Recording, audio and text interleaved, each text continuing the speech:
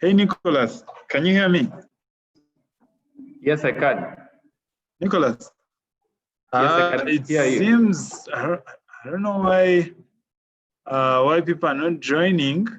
Had you gotten in touch with Hashim? I'd seen him join. Yes, I did. But I don't see him yet on the call. Yeah, so I'm not certain why. I think just to be on the safe side, I'm going to resend out all the, I'm going to resend the confirmation emails to everyone with the link to join the call. Please do. Yeah, in fact, I believe it should have automatically alerted them. So I don't know why it has not. Yeah. Let me also sign up with the private email and see. Oh.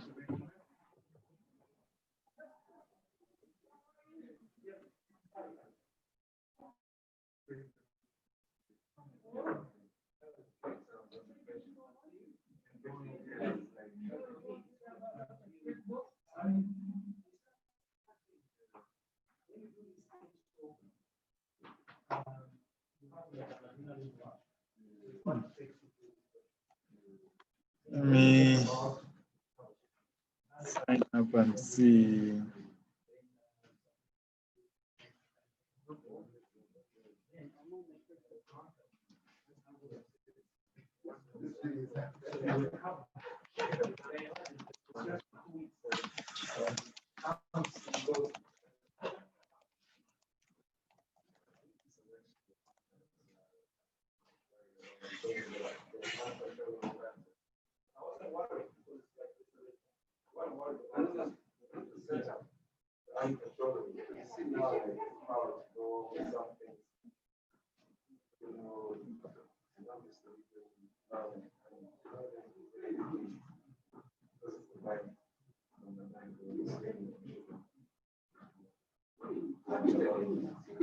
There's Nicholas, there's no one in the waiting room.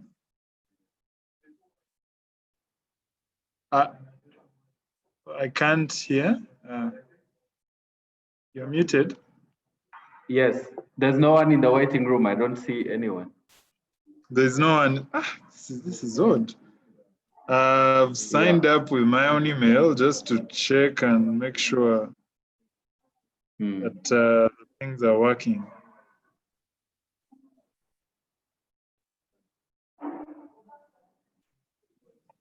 Let me see.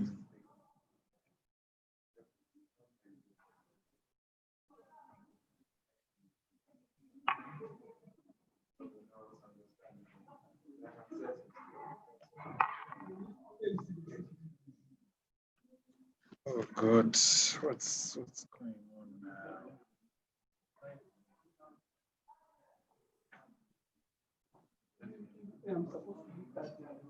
Hello, Ashim.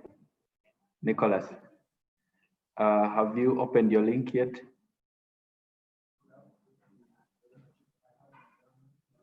Should be email. So we've started. We just want to do some preps and see if your connectivity is okay.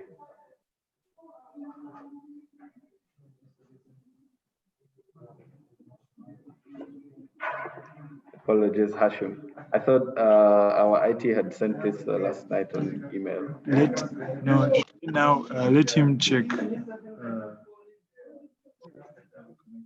But it should be like in the updates tab.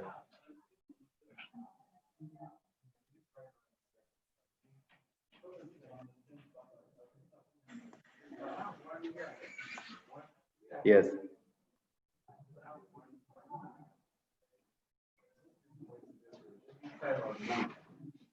Yes.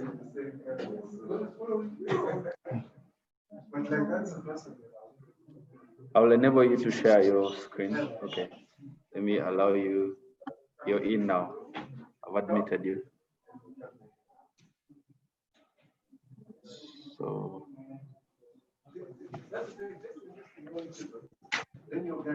you can start video now. And, okay. You can see now. Yes. Okay. Just the position looks to be okay.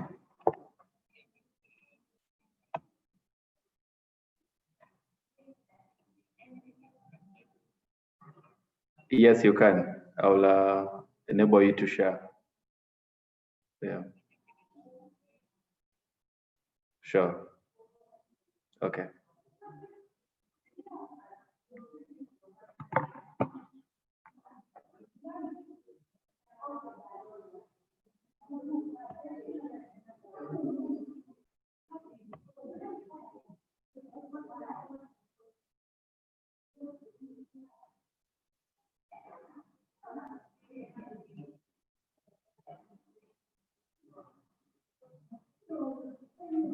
So Nicholas, I think we should be set. Yeah. Can I make Hashim host? So that yes, you can. Okay. I believe you should be able to. Yeah. Okay. I've made him host. Okay then. Yeah. Although you'll have to stay on the Nicholas. You're here. Yes. Yeah. You'll have to stay on the call too. Eh? Yeah. I will. Especially since it's recording to that account. Eh? Okay. Yeah. So yeah, I think that should be it. Have you sent the emails? There's no one yet. Or they'll be waiting when it's 11:30. To the people, eh? You're saying that have they received the emails? Eh? Yes, you've sent. Yes, I've sent. I've even resent. Eh? Yeah. Okay. And then Kwezi was asking if Hashim has tested out his presentation, if he's planning to present. He's going to or present. Anything else that you might want to check. I've made him the host, and then he's going to get back on shortly. He's making some few changes to his presentation. Then that's okay on. Then. Yeah. Perfect. I've made him a host. Yeah. Okay then. Yeah. So, because me, I think the other people at some point to move. Yeah, other people should start checking in at 11:30. Okay. Yeah. Okay then. Eh?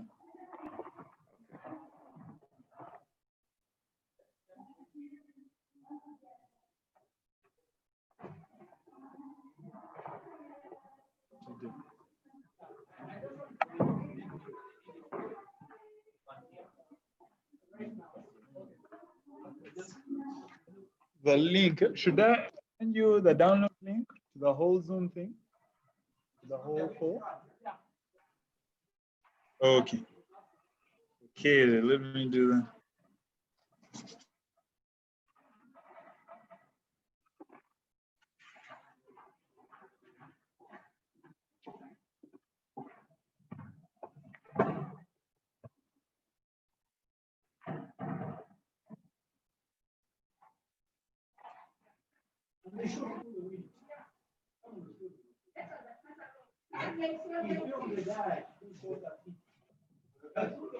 Through the window. Yes. Akpa, is anyone saying anything?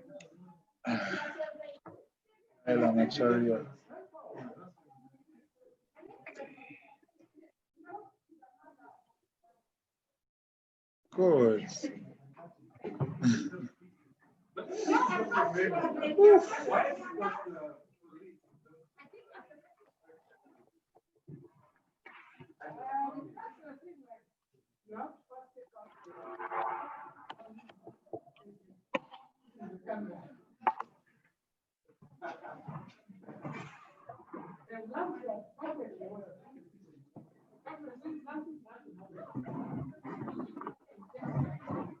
Nothing happened. Raymond, how is the blog doing? You've not posted in a while.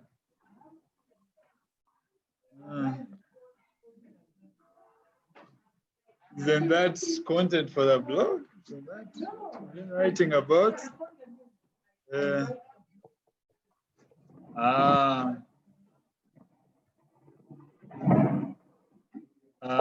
No chance to post. Huh? Nice. How are the numbers? They're looking good. I saw you calling for advertisers. The prices.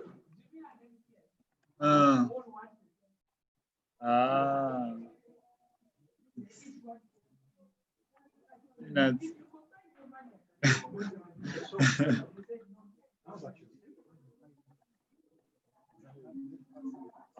Okay. To the village. Huh? So, yeah, I think as so should be set.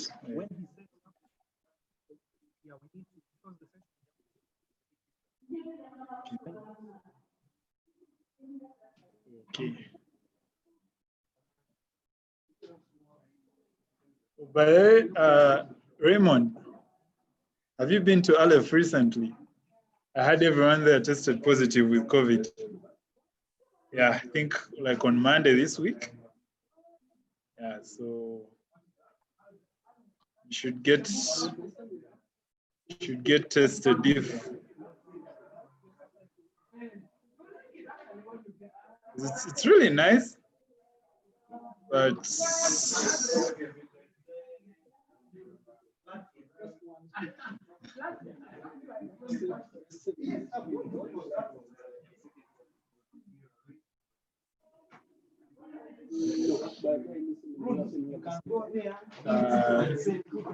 tomorrow, but not today.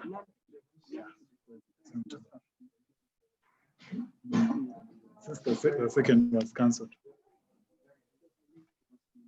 To this one, I send it to. Yeah. To this one. Okay.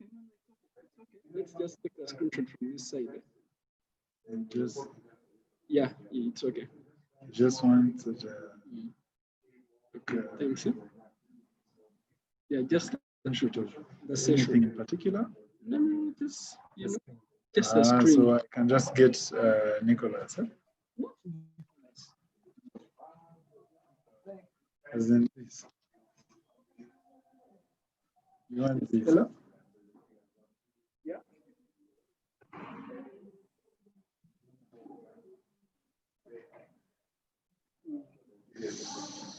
Sheet 2, let me see. Shift V.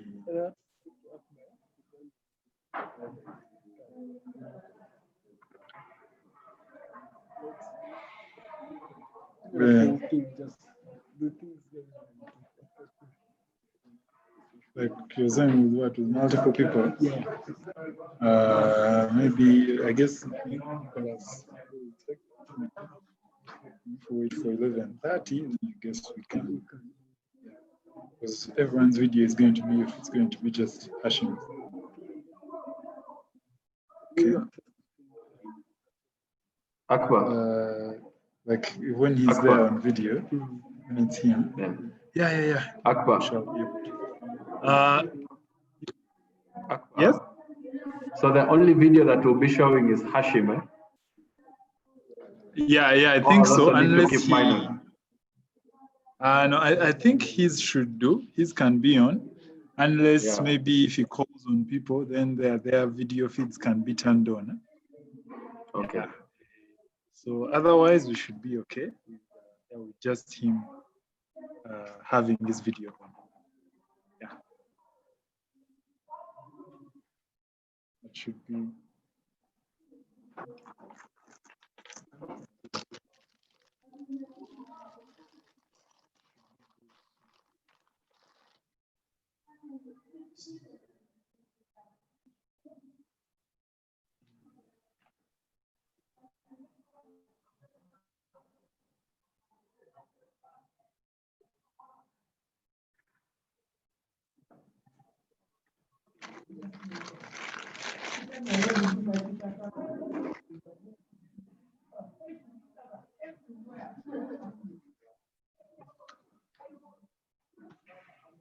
Hiya, well.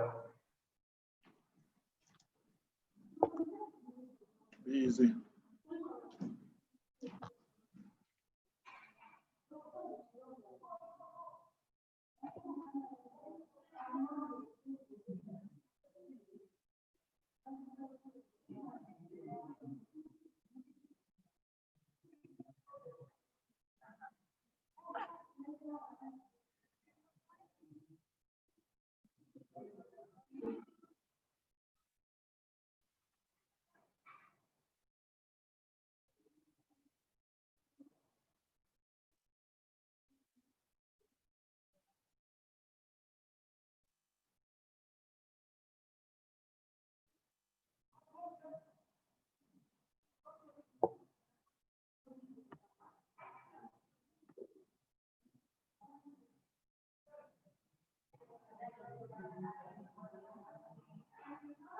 Hi, Hashim.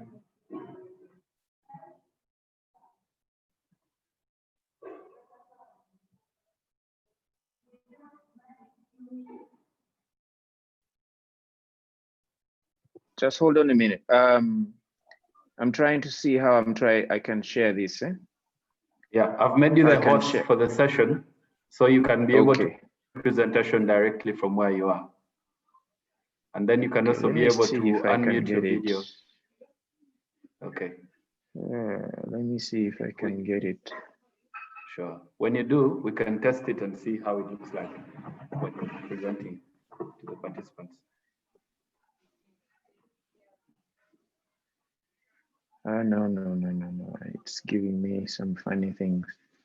Is it possible for me to send you this document and you share it? Sure, we can. Why don't I?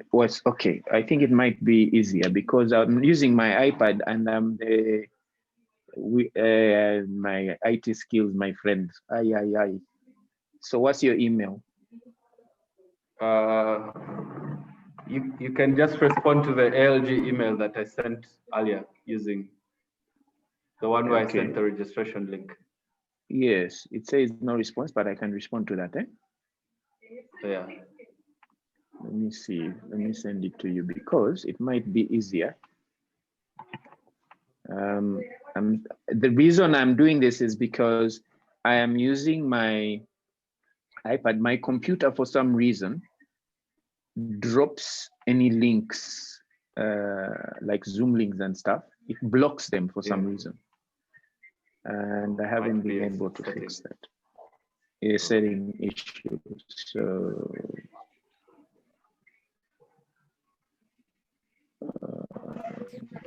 So you are looking to share your screen from the iPad or from the computer? Because alternatively, I could send from the iPad, but it's giving me hell from the iPad. What if maybe we use the password and meeting ID in Zoom on the computer to join? No, on my, because the challenge you'll have, my computer also has like, I'm not, like the mic doesn't work. For some reason, it's not picking that up. Yes, and it keeps disconnecting Zoom and things like that. So I have to use, even for work, I have to use my iPad. I have sent the presentation to you. To the email, perfect. To the email. Let's see if it can be. I guess the only thing I could do then is to just keep saying.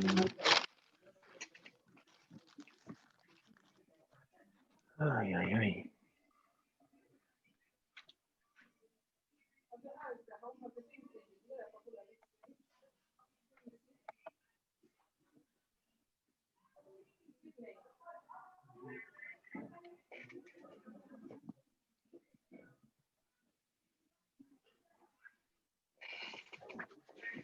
So maybe when we're ready, I can tell you then to share it, eh? Sure. And then you can. I'm just trying to refresh my email to see if I've. No problem. I don't see it here yet. Did you send it to the ALG email?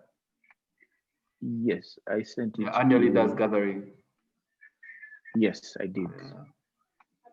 Okay, let me just check again.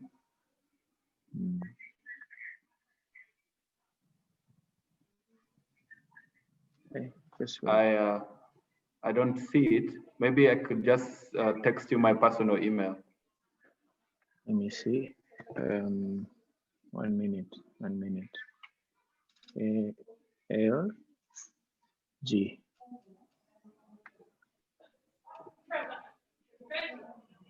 The annual leaders gathering. Can you check now? Okay, let me check.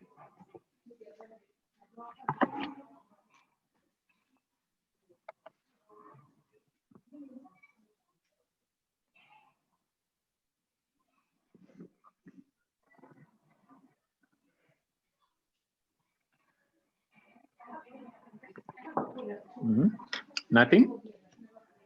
Nothing. Can I text you my personal? Yes. Yeah, do that. I've texted it. Okay. We'll get there.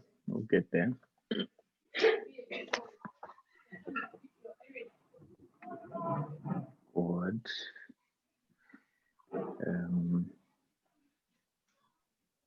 And upload.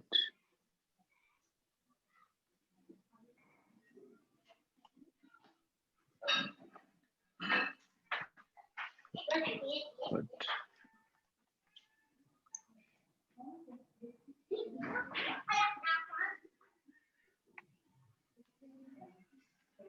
sent. You've sent? Okay, let me just check quickly.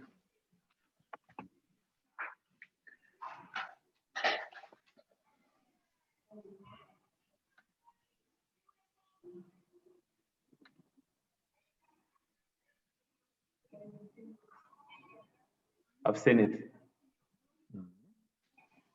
Yeah.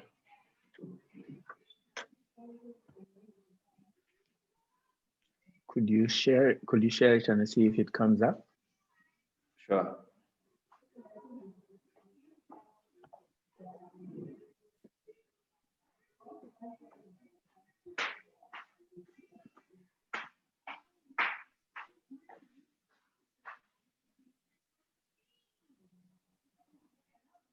Can you see? It's yes. So just flip through for me. Yes, we still have. Okay. Yes, we can. Nicholas, I think maybe you'll download it so that it's full screen. Okay, it's not in email, eh? Sure. Okay. All right. Okay. That it's full screen.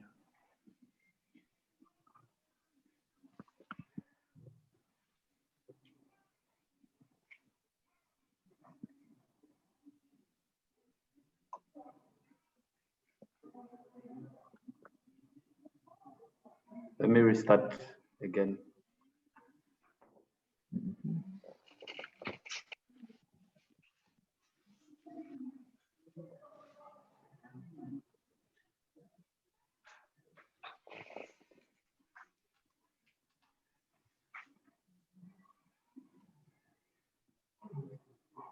Can you see the presentation now?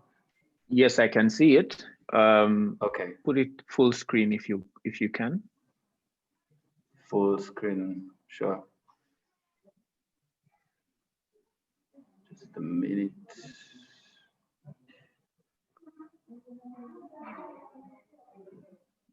Akbar. Yeah. Where's the you icon can for full screen? Down there. Bottom right. Bottom right. In the bottom right, there's something next to the minus. Yeah, that one. That one. Okay. Wait, is it full screen for you? Because it's still. No, it's not. Yeah, it's not yet. Okay. No, not the plus, like where the minus is. There's minus that. is? Yes, that one. The This one one? that the mouse is Okay. on now. Yes. Okay. Yeah, it's full screen now. Yeah. Okay, Perfect. so we have 2 minutes. Just flip through for me. 1, 2, 3. 1. Yeah. Can you see the full text? Yes, I can. 2. Okay. Yes, it's showing well. Okay. Oh, wait a minute. Go back. Go back. Go back. 1. That's 1. 2. 2. 3. 4. Oh, yeah. Okay. Something is missing here. Okay. 1. So, what do I do? I have a slide that's missing. I don't know how it disappeared. 1 slide. Possible for I have you it. for that 1 slide that's missing?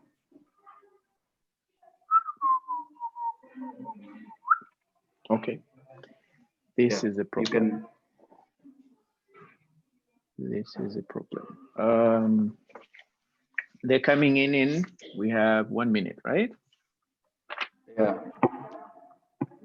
Okay.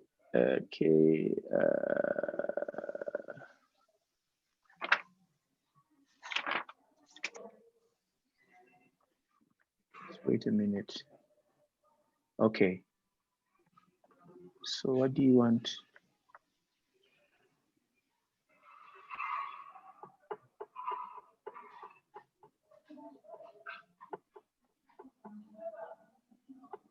Can you turn on your video in the meantime so we can be able to see if the positioning is okay? Yes, my video is on. I need to get, because my presentation cannot, the first 2 slides I basically didn't send to you. I'm going to resend right now. Okay. Yeah. Okay.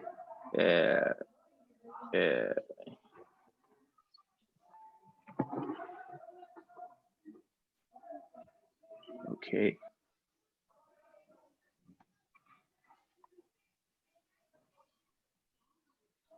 Yes.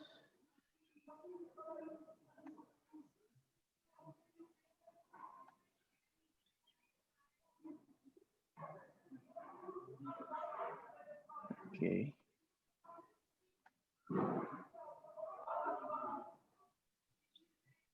Have you sent them? Resending right now. Okay. Resending, don't worry.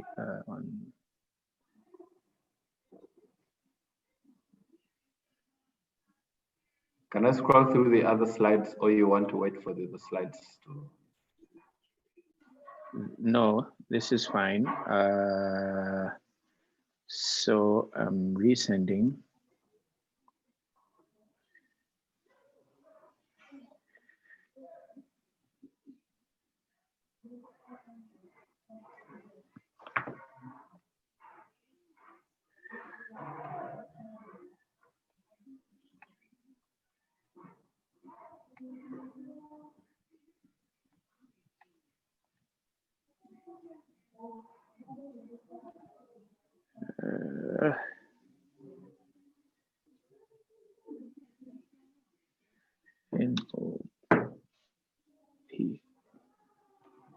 NOP followed for.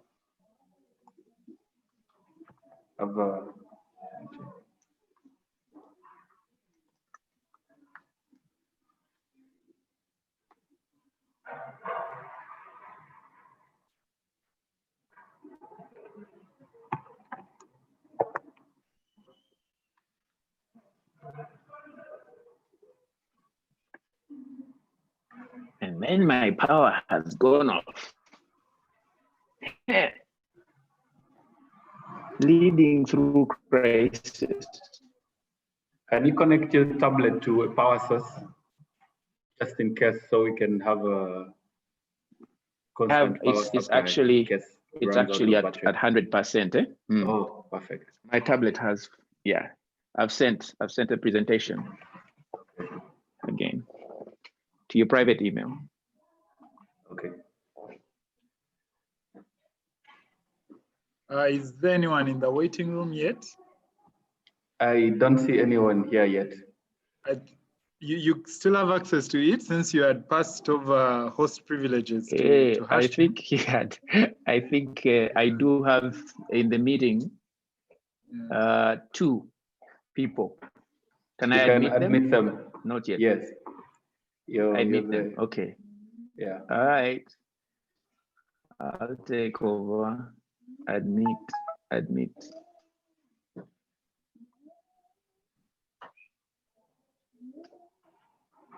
I think maybe you could temporarily make me host so that I be handling that. If you prefer to focus on the present. Yes, ma'am. Yes, so I could handle letting them in, unless it's okay on your side, in which case you can proceed like this.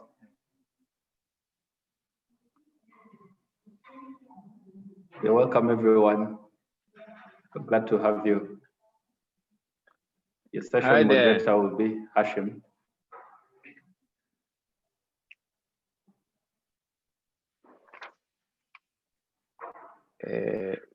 People in this room don't say hello. Hi, Ampere, Jacob, Anisha. Hello. Well, how are you? Hello, Hashim. I'm good, thank you. Are people late for the seminar? I think our leading in crisis skills are being tested on so many different levels, but we should be Akbar, are we okay with the links for the participants?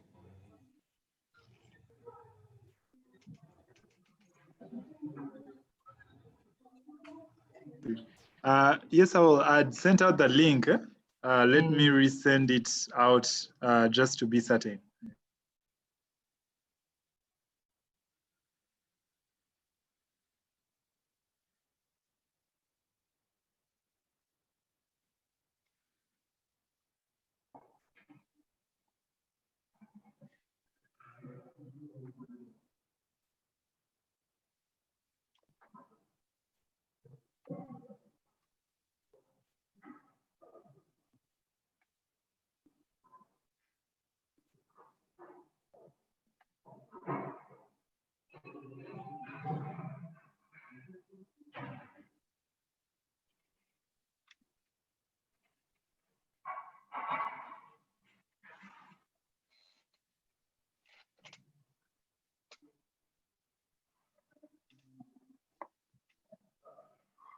The presentation is ready. All right, thank you. As soon as we have enough people in the room, we can start. I think we give it a few minutes, right? Sure.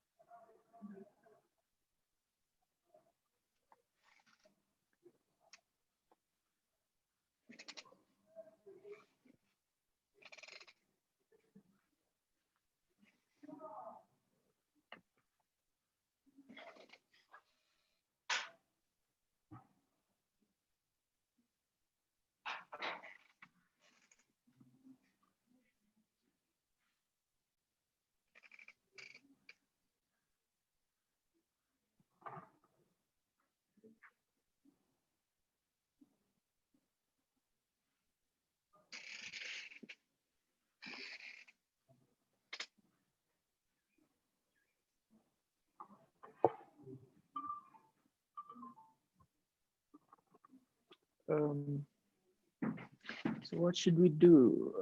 We have 1, 2. We have a small number.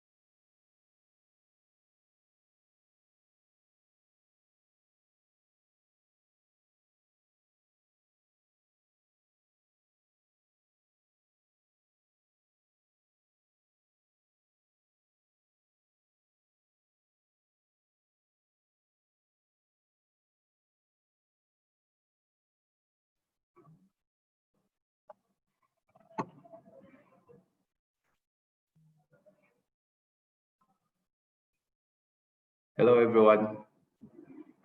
We'll be starting shortly. We're waiting for the session host and a few of other participants to join us. Then we can commence. I hope you're all doing well. It's a pleasure to have you once again for day 2 of the annual leaders gathering. We had an exciting opening day, stimulating discussions on Africa's post-COVID future and recovery. And it's an honor again to come here for this seminar session to digest some of the key issues on Africa's leadership crisis.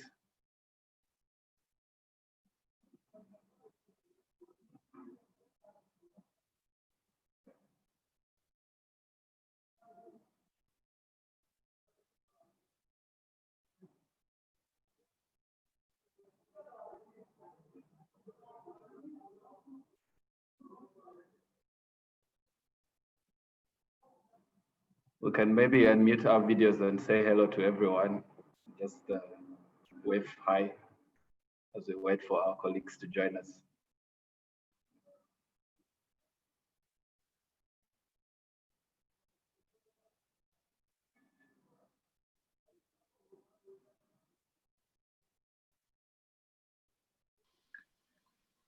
Hi. Perfect.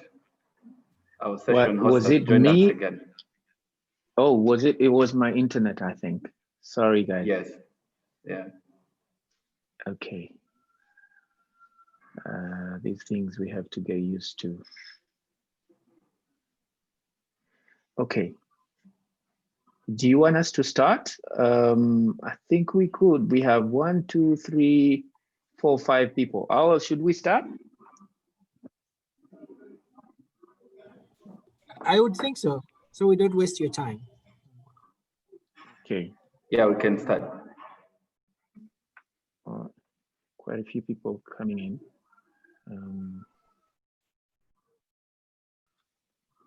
Hi, everyone. My name is Hashim Wasamlangwa. I think most of you or some of you have read my bio, but I am associated with Leo from back in the day, I would say. And I'm privileged to be here and share some thoughts around what it means to lead through a crisis. You all are leaders in your own right, in some way. And I think you wouldn't be here if you are not. So this is just my thoughts around what it takes to lead in a crisis. You probably know more about how to deal with crisis and know more about leadership in some way than I do. So I'm hoping that we can use part of this time to share and exchange ideas around that. I'm not too sure about what the rules of the game are. Quite a bit uncomfortable. Are we supposed to be switching off our screens? I don't know. I can't see anybody. I just see black, black, black. It would be nice to see people's faces. We can turn on the videos. That's when we're introducing each other, just so we can know who is in, and then everyone can unmute their audio and video, so we can have a quality discussion. It affects the quality. Yeah. All right. So can we go around and do the introductions very quickly? I think I've done mine, right? Yes. Yeah. Okay. You go first. Okay, with video. Yes, please. We need to see you. Yes. So, name is Awel Uihanganya, and I work with the Leo Africa Institute, and really, really happy to be in this session. Thanks, Hashim, for leading it. Looking forward to the insights. All right. Jacob, next to you. I'm following this, what I see here, right? Yeah. Hello, my name is Jacob Bampeile. I'm a public relations officer at the Ministry of Health, and I'm a CASA scholar. I'm a master's student at Makerere University doing masters in international relations. Great. Thank you. Anisha, you're next.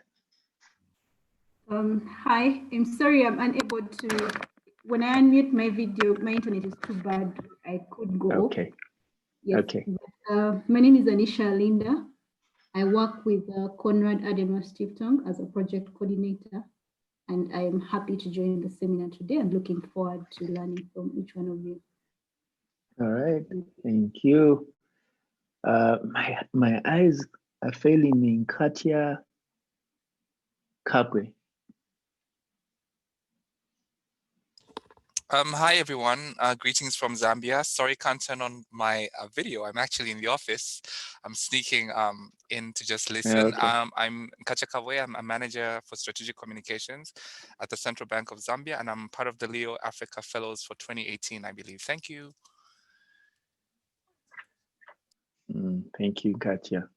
Elizabeth?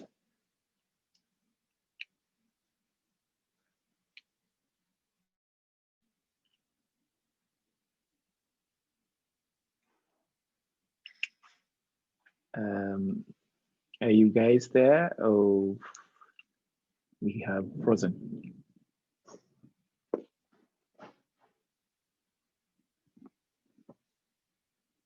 Oh, yeah, yeah.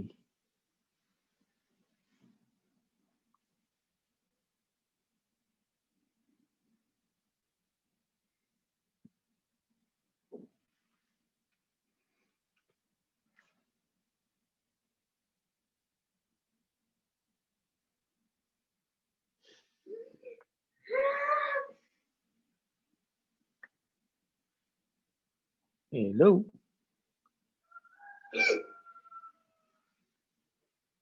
Stop making noise.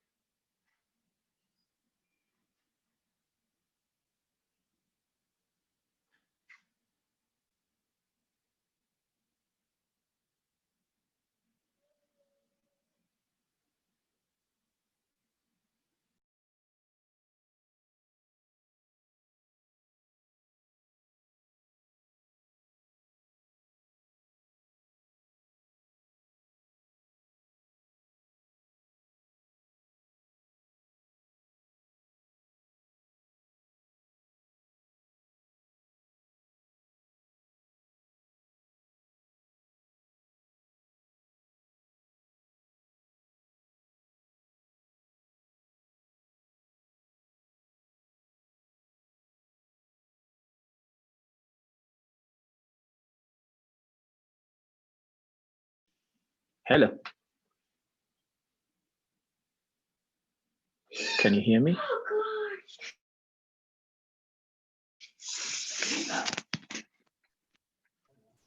Hello. Yes, we can hear you, Hashim. Yes, we do. You can proceed. So, all right. Sorry about that again. So, is Elizabeth there?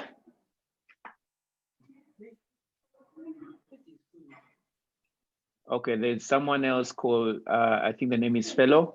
I don't know who that is.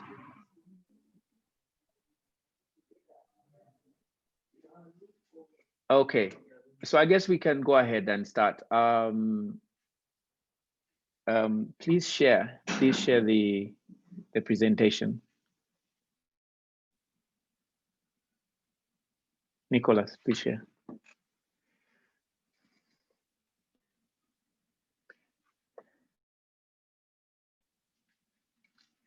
So as I was saying earlier, guys, what I wanted to do is sort of share my own thoughts about what it means to lead in the midst of crisis, and hopefully provide a framework and a few examples here and there, and we can actually speak, we can interact and share our thoughts around some of the insights, some of the views that I share here.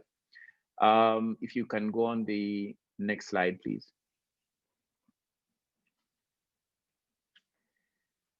So your leadership moment is really this kind of thing. The curtain rises and everyone looks to you. They count on you.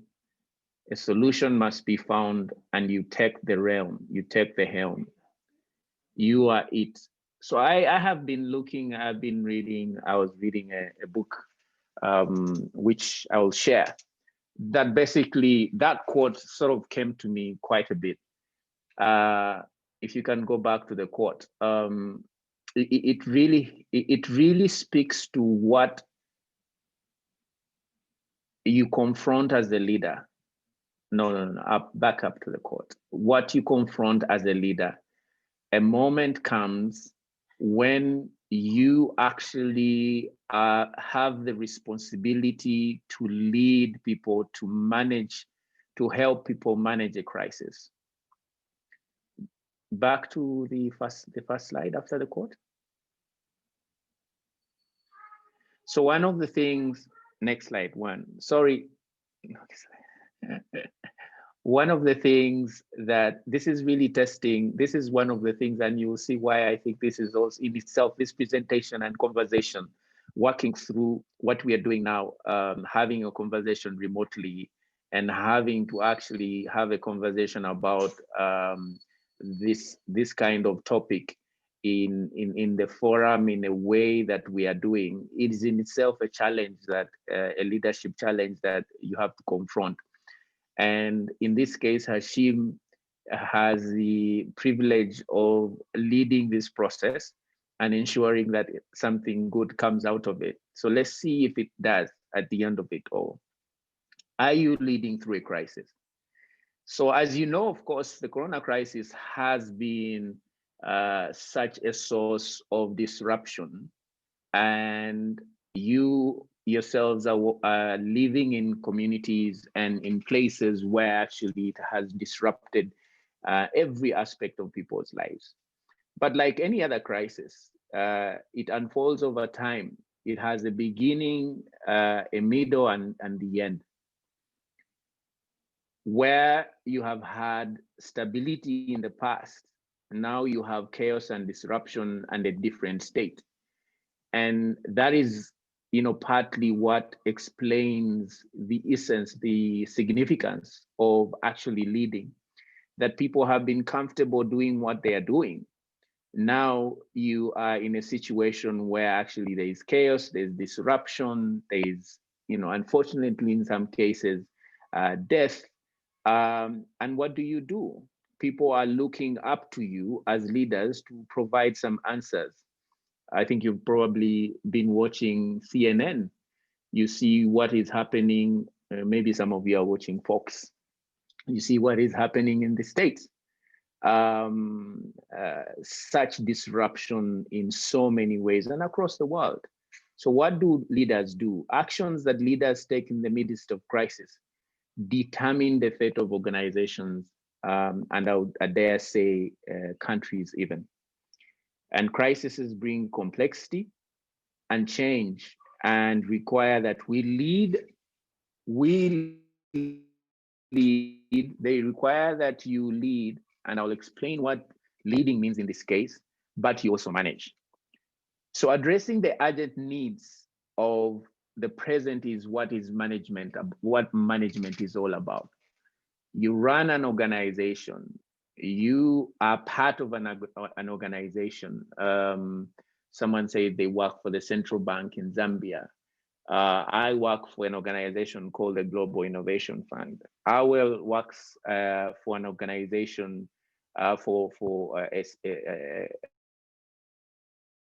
government agency and runs this organization. Go back, please go back. No, the next slide. Oops, that, right there, no, right there, no, right there. So making decisions about immediate choices and how you allocate resources is what management is about. Deciding how much money you spend, deciding what you do in the heat of what you do today. Please don't move. Just go back to the other slide.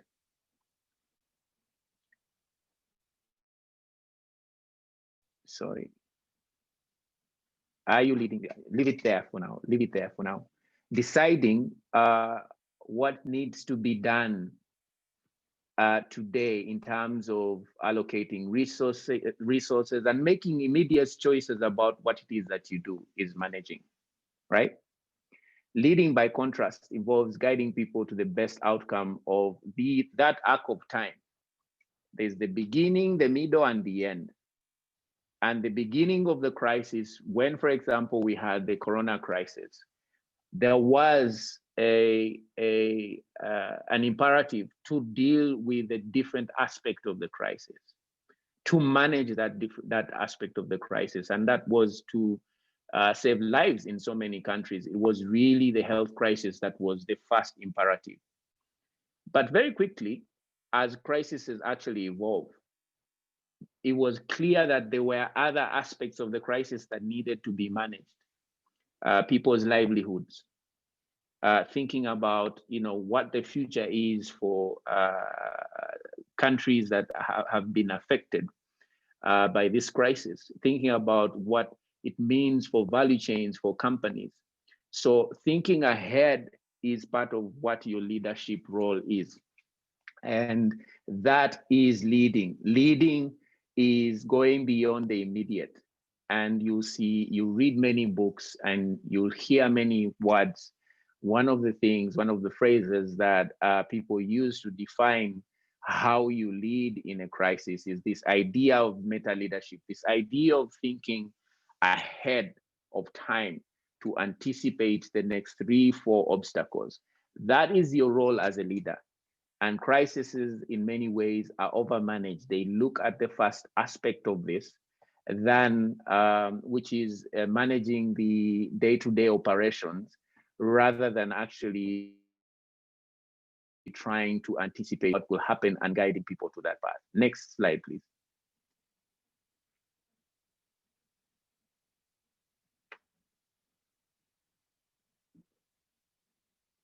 Next slide.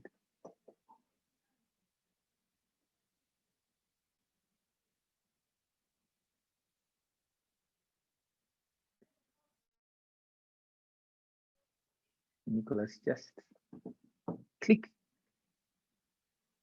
Sorry, guys, I am having to, I can't host this on my computer, so I'm using my iPad, which is problematic to for me to actually do the flipping. My computer's freezing. Just a minute. Oh, okay, that's fine. That's right.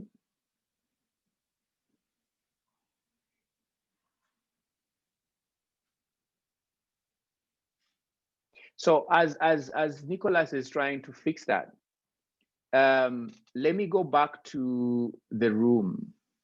Let me go back to the room. Any thoughts, any initial thoughts about leading through crisis from the room? You could share your own thoughts around what you know about leading in a crisis situation based on the initial thoughts that I've shared. I'm going to call out people. Anisha, let me hear from you. What's your take around what we just discussed? I'm sorry, Hashim. I'm trying to get people in, so I'm not entirely concentrated on the. Okay. Okay, you're not concentrating. Hatia Kabwe. Any thoughts so far? Nicholas, are we okay?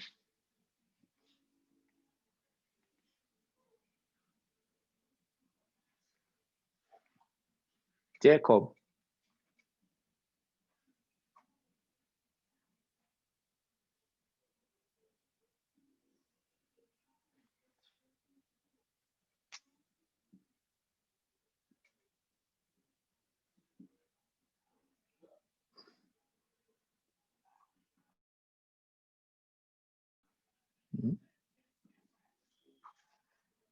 Oh.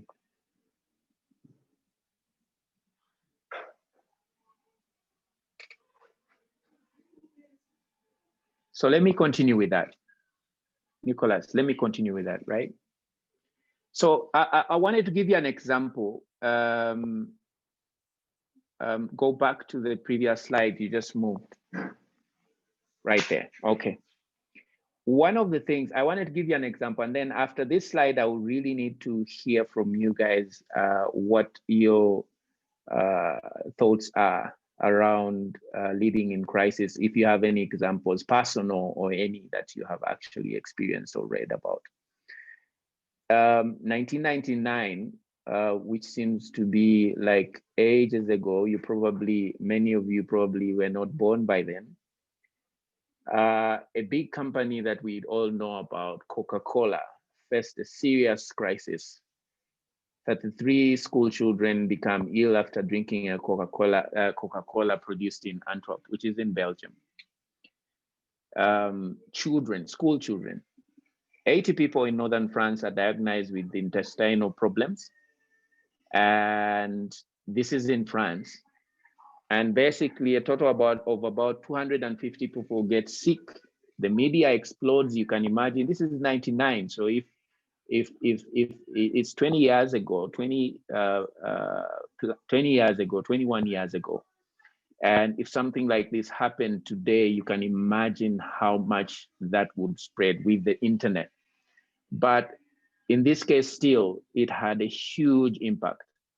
The CEO of the company, Coca-Cola, was in Paris for business. And then what he decided to do, which is really interesting to look at when you're thinking about leading through crisis, is he decided to get on a plane and head back to his headquarters in Atlanta upon learning the news, because Atlanta is the headquarters of, Coca-Cola. Then Coca-Cola did what every company could do in a situation like this, a crisis situation.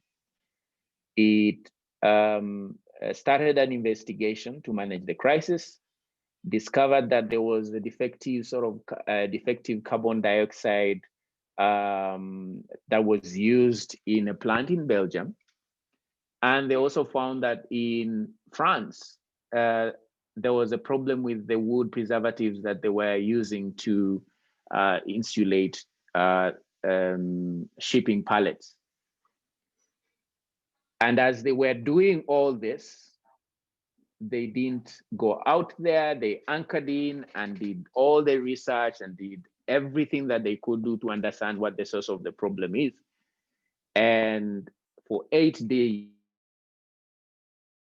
they did not make a public statement about this problem. So now I need to actually hear your thoughts about how you think this CEO is dealing with this crisis. Any thoughts from the room?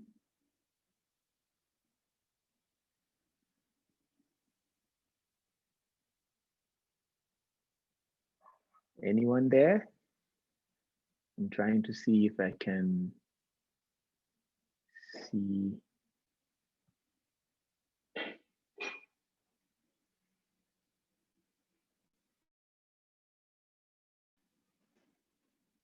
Nicholas. Yes, I think, yeah, I can respond. I think by and large, the company and the CEO, to be specific, did not act in a responsive way. They decided to sit on the crisis and they let events to overtake them. And in a situation like this, when you don't respond to an issue of public interest of this nature, of this magnitude and scale, one, you create an internal crisis for the company, which is almost impossible for the organization to address the problem of the people that got infected. So in such a situation, I think a key lesson for us now in today's context is that when crises happen, we must respond to them with the urgency and need that they require. We cannot sit back. Yeah. We cannot sit back. Yeah. Go ahead. We cannot, go ahead. Yeah, we cannot sit back and let silence make the decision for us. That causes a leadership vacuum, which we have seen in the world globally with the COVID pandemic. A lot of leaders haven't responded quite well, and we are starting to see the cracks. Many people are dying, propaganda is spreading. So for those that are not getting ahead of the crisis, we are seeing the cost of human lives coming to the forefront of the pandemic. And so when you come to places like Africa, the leaders have learned from the past and they've borrowed heavily from the pandemics that have occurred, like Ebola, Marburg, for the case of Uganda. So we need to borrow heavily from history, from lessons, so we can learn how to manage crises of such nature. If I can ask you a quick one on this, what do people expect? I mean, there's been contamination, there are people who are sick. The CEO has gone and done a thorough investigation. I've used the word thorough investigation in there because people want to know what created this problem. He has done that. what do you expect of him to do? I mean, he has done that. He has utilized every resource of the organization. You could use the same example for, you know, crises that we're actually having around, you know, the coronavirus and any other. He has done the research. People say, oh, science should determine how we respond. You have, you know, talk to scientists, and scientists are telling you this thing is spread in this way, and this is what you need to do. What is it that he's not doing here? He has actually done in some way what Coca-Cola needs to do, don't you think? Yeah, I think the one thing that's missing out in this intervention is the communication. We have a gap in that. So the public needs to be reassured. There has to be an acknowledgement of a problem that has occurred and the progressive steps that the company is taking to solve the problem. Okay. So when you have that vacuum, it creates a lot of speculation, it creates a lot of anxiety, and creates a lot of fear, which puts the company in more turmoil. Okay, thank you. Next slide, please. Let's see. Thank you for your thoughts on that. So the company went about collecting evidence that they found compelling. They clearly felt what they were doing is the right thing to do. They were ready. They publicized the results of the tests and the health data that absorbed their products. The health data that absorbed their products. Despite this evidence, Coca-Cola's stock fell and sales fell worldwide. In many ways, investors, the CEO's error wasn't the lack of concern or unwillingness to take action. It was his inability to read the situation because he viewed it from a very narrow sense. And this is the lesson this is the thing that I want you to take from this. When there is a crisis, the temptation is you want to anchor in. You want to think narrowly. You want to protect your business. You want to protect your family. You want to protect everything that you actually think is very dear to you. You see that as a technical problem. He saw that as a technical problem or a product problem and took steps to rectify it. But he did not see this as a bigger picture problem, the meta leadership problem. He failed to see, as Akbar was saying just previous in his comments, the CEO failed to see that consumers and governments had a different view of the problem. You as a leader leading through a crisis, should resist the temptation to anchor in and see the problem narrowly. You need to think about what is it, what's the big picture? What am I missing, right? So he solved the problem the way he understood it, but he did not solve the problem in terms of what the stakeholders were looking, the way they were looking at it. And when you confront a crisis, your task as a leader or as a big picture leader is to discover and respond to the big picture. It's not an easy thing. I can tell you that it's not an easy thing, and I'll explain very quickly in the next 10 or so minutes why that is. Next slide, please. So how do you ensure that when a crisis happens, you don't think naturally, you don't become too defensive, you lead people in a way that looks at the big picture and not just the most immediate thing? You need to ask, it starts with you. You need to ask yourself, you need to be introspective, you need to be reflective, you need to know yourself, you need to ask questions about what motivates you, what motivates me, how do I balance intellect and instinct, my behaviors and patterns, and how do those actually inform my thinking and actions? How are my experiences and values and ambitions driving my passions? Those questions that really speak to the core of who you are, the person, are very important. It really starts with you. Because in the end, the better you understand yourself, the better you'll be able to understand others. Taking time to reflect on what it is that inspires you as a person, even in a moment of crisis, is really at the core of what it is that you need to, how you, it determines how you're going to respond as a leader. And one of the things that actually are really important to pay attention to is that the naturally respond in a certain way. The workings of our brain in a face of overwhelming complexity, when things get complicated, the brain creates simple explanations and patterns. That's why you actually go for the most immediate things. Next slide. So psychologists have actually tried to explain why the instinctive reaction to crisis is to find small explanations about problems. There is a riot somewhere. The instinctive reaction is for you to react to what you see on the street and not to think about what the big picture is, right?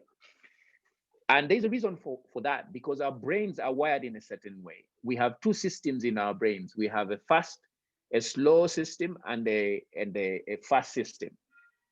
The slow system is responsible for complex problem solving. Like, if you have to reflect, if Hashim had to sit down and actually put together a presentation and have this conversation, that slow system is the one that actually helps him go through that. But the fast system is the one that actually really determines our day-to-day activities, their routine things that we do, and their survival instincts.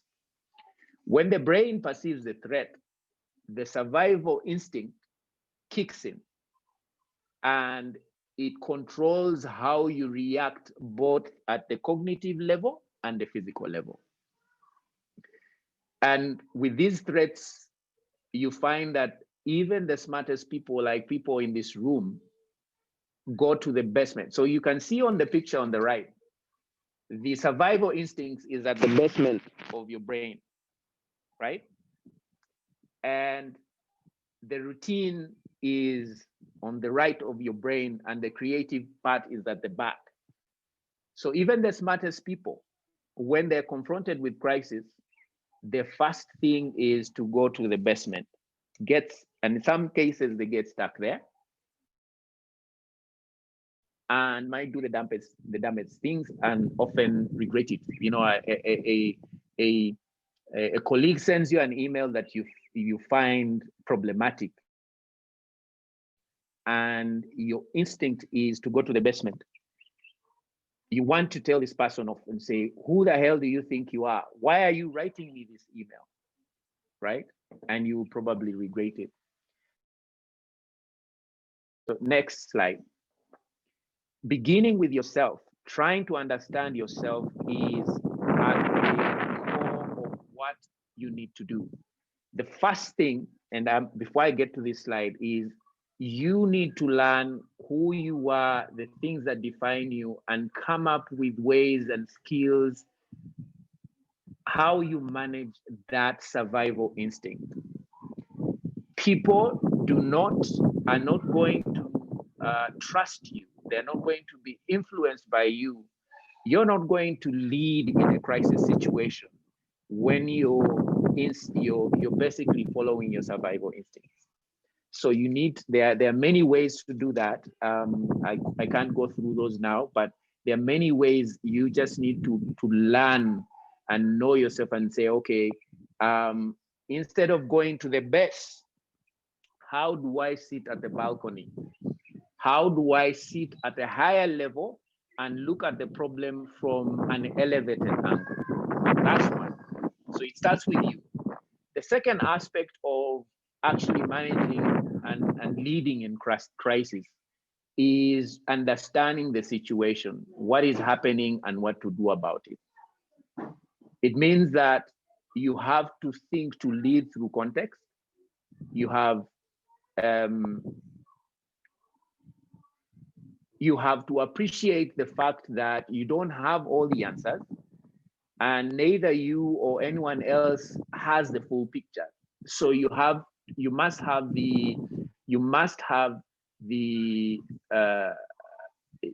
understand that it's not easy for you to do that. Not everyone is seeing the big picture, but you need to aspire to do that. And for you to do that, you need to be able to integrate different perspectives to reveal the otherwise unseen. Understanding the situation means that you need to think about what other people's perceptions are, and not just you. Taking time to engage with the situation is something that is very important and an important aspect of how you manage a crisis. Timing is important. The longer it takes to grasp the situation and act, the more the losses. And you need to be able to make decisions about how you can pivot, whether you need to pivot. And if you don't, and you basically panic, then you create a bigger crisis. So the first impediment to leadership, your ability to pivot as a leader, is descending into the basement, is going down there where your survival instincts are actually taking you. The first impediment to the Coca-Cola CEO's leadership ability in that crisis situation is that he is in France, there's a crisis he's in Paris, there's a crisis in Belgium. He decides to get on the plane. His survival instinct is go back to Atlanta, which is across the world, and manage the situation from there. And the story there actually is that this guy had been, the director of Coca-Cola's operations in previous job in Europe. But he decides to do instinctively what it is that we would do as individuals. Go to your basement in a sense that, react to your survival instincts. And then he goes to Atlanta and tries to fix the company and not pay attention to the big picture. So grasping the situation is a big aspect of this. The third aspect, next slide, and the last one.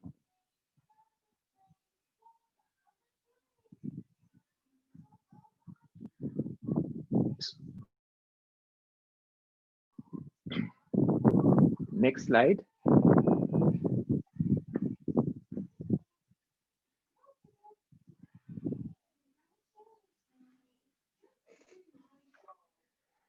So the third aspect to actually managing a crisis and ensuring that you effectively lead in a crisis situation is building connectivity.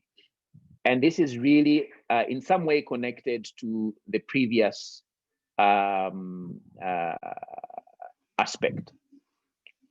It's a social exercise for cultivating, nurturing, and building person-to-person value directed towards linked objectives. So people matter. This is basically saying people matter. If you're managing a crisis, it's important to pay attention to people's perspectives. It's important to pay attention to different stakeholders. When you lead at the big picture level, many people and entities become involved, and they all have some sort of connection and stake in what happens.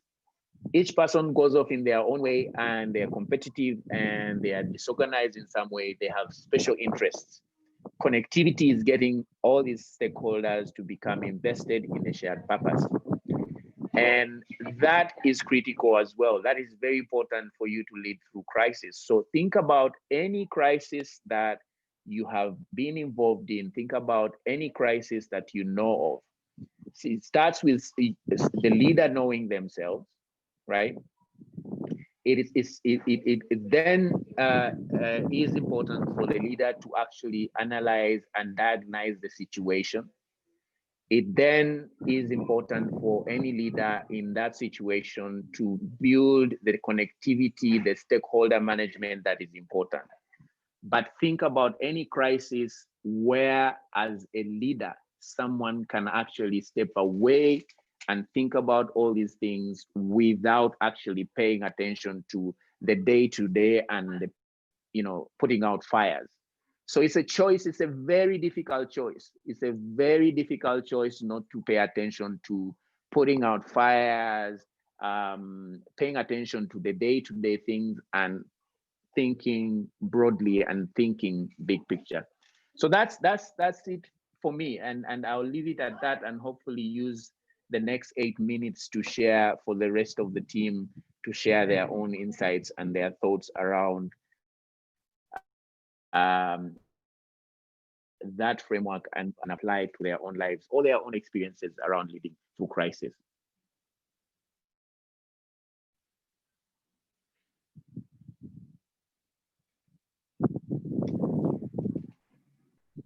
We had a hand from Jacob Ampere earlier. Maybe he has something to say. Yes. Okay. I didn't see that. Sorry. Maybe put the slide off now, and then we can see. Oh, well, maybe I can't see anybody. So, all right, go ahead, Jacob. Thank you very much. I put my hand up when you were asking about the next step from the Coca-Cola director at the moment. And I remembered of a scenario, and I wanted your clarity, because sometimes they say silence also acts as a response. And I remembered something funny while we were growing up. We grew up in a setting where we had the bushera, we are Bachiga. So from where we come from, whenever you would, and in our homes, we used to have rats. So in situation where I would find a rat in porridge, the old woman, my mukaka, would tell you that whenever you find a rat, remove it and keep quiet and let people take porridge. Because once you tell them, some of them might even end up vomiting or not taking porridge at all in that house anymore. So I wanted to know from you when silence, and from the team, when silence also acts as a response to calm down a crisis in leading. Thank you. Mm-hmm. That's a great question. That's a great question. Anyone wants to take on that? Share their thoughts? We have another hand from Joanita. No, my hand is to Jacob's submission. Let Hashim do that. Okay. When is silence important? I think, Jacob, I think that's a very, very interesting question. It is, sometimes silence can be important, but I think there are different aspects to this. There are different elements to this. If you become silent and don't say anything, and it is interpreted as you basically do not want, you want to be deceitful. You don't want to take responsibility for what is happening. You don't want to manage the situation. It becomes, if there are stakeholders out there that expect a response, in some way you need to respond. If you make a choice that you're not going to respond, and it means that it is going maybe to calm down the situation. It also depends on circumstances. How long can you actually keep quiet? 8 days in a crisis of people getting poisoned. Surely that is not, strategic. It's not strategy. It's not you thinking about the interests of the people that are actually being affected by this. So while in some cases you see that leaders make a choice and say, let's take a day or two, right? Not making a decision might actually be, a quick decision might actually be that you're avoiding going to the basement, right? As I was saying. because reacting very quickly might mean that you can make the situation worse. Telling people everything about the situation might mean that you're making everything more complex. Taking time, an appropriate level of time to actually respond is probably something that is more wise, but you surely cannot refuse to tell people if their lives are being affected, if they're, you know, if people are getting sick, if you don't provide information for people to actually deal with the problem, then you're making things worse. And one of the things that actually, and I don't say this in here, you should look at leadership as a function of actually not you being at the forefront, but letting people actually embrace whatever the challenge is and own it in some way and find a solution to it. So leadership is not just about you being at the top and saying, you know, that's authority, that's not leading. It is also about letting people actually deal with the problem that they confront and explaining, ensuring that actually people know exactly what the challenge is and embrace whatever solution it is.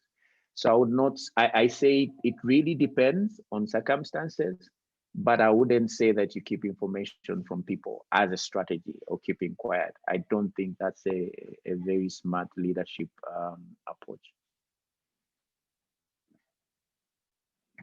Any other thoughts or questions?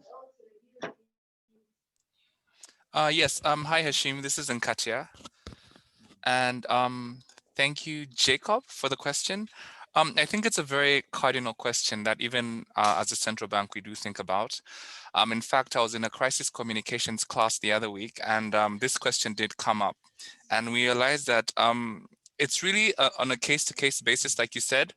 And so you kind of have to judge situations on a case-by-case basis. But, you know, in this particular case, the children of the kids who had been poisoned were concerned. And so that is something serious. And there's something that he shared in the course. He said, if you're saying nothing and others are saying a lot, it can cripple you. And so I think in this particular case, he should have spoken immediately. But again, speaking to a bigger picture, I don't think there's any hard and fast rules about when to speak and when not to, especially from a communication standpoint. It's something that you have to judge on a case-by-case basis. But when there is life that is threatened, I think that takes precedence. Thank you. Absolutely, absolutely. Any other thoughts? Jonita. Thanks, Hashim. This was a very, this was a lovely conversation. I didn't envision it going in the direction that it did. And I think I really enjoy the case study that you put forward, because I feel that this is exactly where the crisis of our generation and probably the ones to come are going, especially with the information age and putting like the power to publish in everybody's hands with social media. I also, so while you were speaking, something that occurred to me regarding, you know, why sometimes somebody would probably, a leader might address a situation or a crisis in the way that the CEO did, was that, and this is especially for scientists or people who study the technical, should you call them technical arts, the less social humanities, is that you, as a leader, if you don't take time, or if you don't take, if you're not deliberate about recognizing the strengths of a team, a multi, like sectoral or multi-dimensional team, and in so doing, understanding that the world is a little bigger than the world, and all the situations in the world are a little bigger than just the technical bits that you're very, very knowledgeable about. Yes, yes. You risk thinking that, you know, if we can fix this thing here, then this is going to go away. And yet everything that involves people involves like the wholesomeness of a person. So that's things like emotion, the social, economic, and then of course in the direct ways in which they're affected by whatever is happening. So you risk, so that's, I've found that more technical science.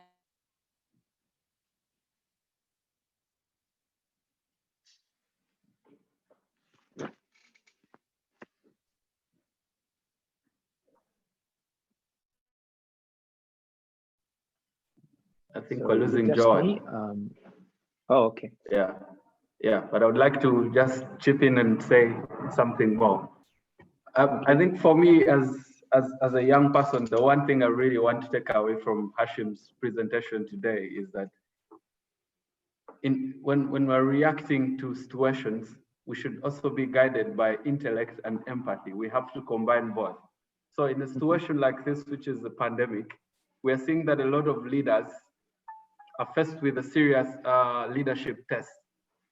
Should they divulge more and put more lives at risk? Should they say more so everyone can know what's happening with the virus? So it's a tricky balance. So I think what most leaders or countries are starting to do now is that they're just letting out this information in a more balanced way and in a more structured way. You're not letting everything out of the bag so you don't overwhelm people and we end up with an infodemic. Yeah. So leaders are finding themselves at a point where they have to communicate openly more often so they can calm people's fears in a situation like this, because there's a lot of anxiety involved. There's a lot of emotions running all over the place. So you have to constantly reassure people that you're in charge and that you're going to solve the situation. You might not necessarily have a solution to present to people, but sometimes just providing sobering messages like the way President Museveni has done with the COVID crisis has gone a long way in rallying people to action and actually letting them know that this crisis won't only be solved by science, but can also be solved by collaboration and just being able to obey the standard operating rules. That's all I had to say. Absolutely. I know we've run out of time and we should be closing. But I guess my last sort of remarks really about this, and I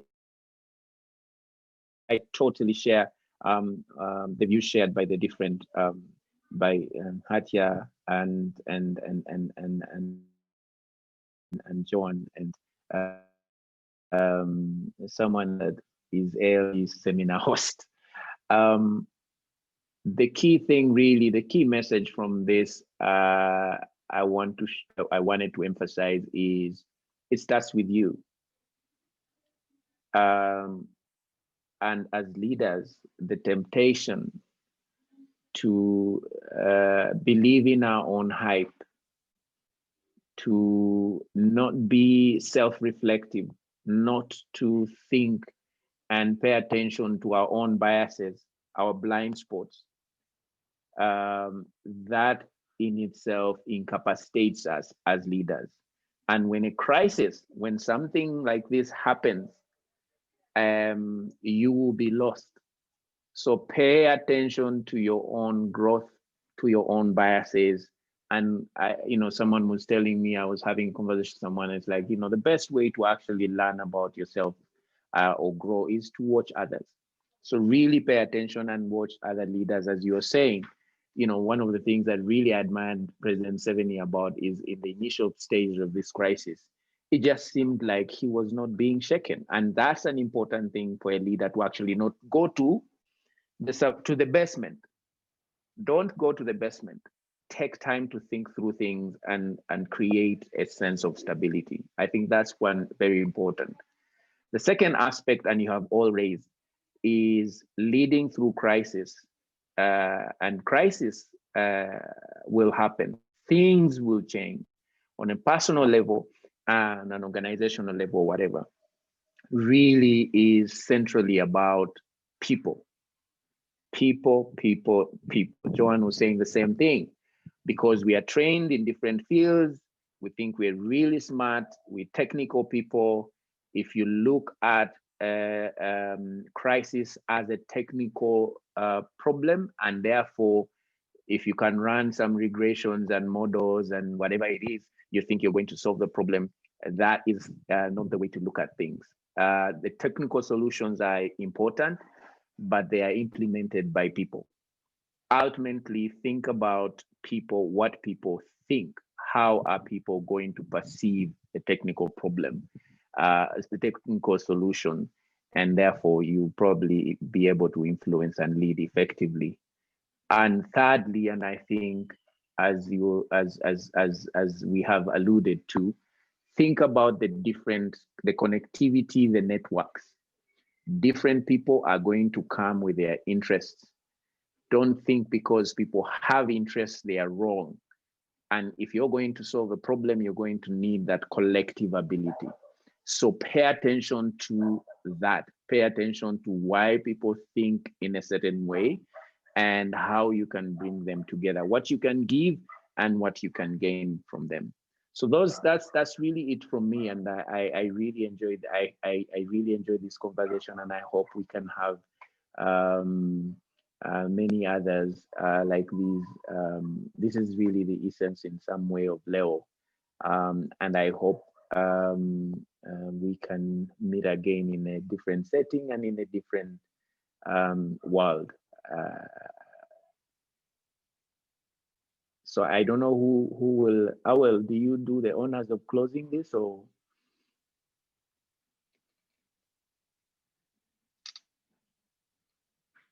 Yeah, I think Awel can close for us this session.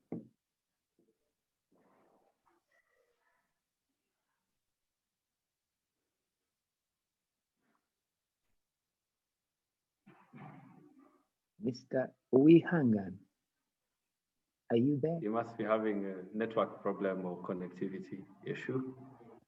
All right. All right. Yeah, you might Thank make your you, everyone. shots. All right. Thank you, everyone, for coming to the session. There is no, and lastly from me, there is no prototype for these things. You know, just learn as much as you can through experience and through others, and, you know, reading, whatever it is. Enhance yourselves as leaders. Don't be dogmatic about these things, and you know, the expectation is that as leaders, as Leo fellows, you know, we expect big things from you, and you will solve big problems in the communities and societies where you are. And hopefully this is a small contribution to how you can actually do that. Have a good day. Thank you, Hashim. Thank you, everyone, for tuning in. Bye, and having this exciting discussion. We hope to see you again this afternoon for the closing panel sessions. So let's keep the conversations flowing. The ALG will be closing tomorrow. So we look forward to seeing you all. Thank you. Right. Bye-bye. Bye, guys. Thank you, Nicholas. Bye.